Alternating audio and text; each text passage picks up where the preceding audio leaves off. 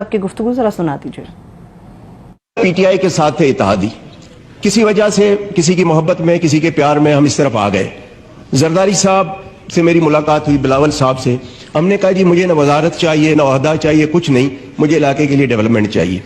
زرداری صاحب نے احسن اقبال کو کہا, زرداری صاحب کی اس نے نہیں مانی. شہباز شریف صاحب کی مہربانی, اس نے 3 بار احسن اقبال کو کہا کہ جی اسلم بھوتانی میرے پاس دوبارہ شکایت لے کے ڈال. پھر بھی جب کتاب چھپی پی ایس ڈی پی کی کوئی اسکیم نہیں تھی. پھر جب پی ایم کے سامنے احتجاج کیا وہاں بھی احسن اقبال صاحب جذباتی ہو گئے. سردار ایاز صادق موجود تھے, وہ گواہی دیں گے. پھر سر جہاں سے نارملی ٹیلی فون آتے ہیں ان کو میں نے ریکویسٹ کی کہ بھئی اگر آپ کے ٹیلی فون میں ابھی کوئی وزن ہے تو ذرا احسن اقبال کو کہو.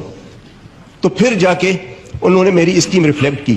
سر یہ الیکشن سال ہے, الیکشن میں ہم نے لوگوں کے پاس جانا ہے. اب سر اگر 40 کروڑ کی آپ اسکیم دیتے ہیں, 8 کروڑ اس کی ایلوکیشن کرتے ہیں, تو یہ 5 سال میں کمپلیٹ ہوگی نا. پتہ نہیں 5 سال بعد میں الیکٹ ہو کے آتا ہوں, احسن اقبال آتے ہیں, کس کی گورنمنٹ آتی ہے, کون ہے.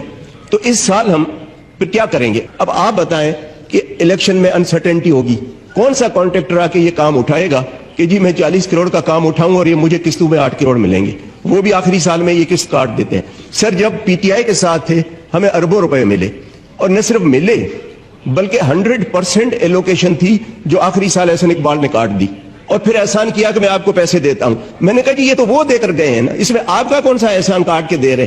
پھر کہتے ہیں کہ جی جو کانسٹیچوئنسی فنڈ ہے پی ایس ڈی بی میں جس کی اسکیم ہوگی اس کو نہیں دیں گے. تو سر ہم الیکشن میں کیسے جائیں گے. ہم خدا کی قسم سر وہاں خوش تھے, یہ زرداری صاحب کی محبت میں آ گئے. خواجہ صاحب آپ سنیں اور شہباز شریف تک یہ بات پہنچائیں.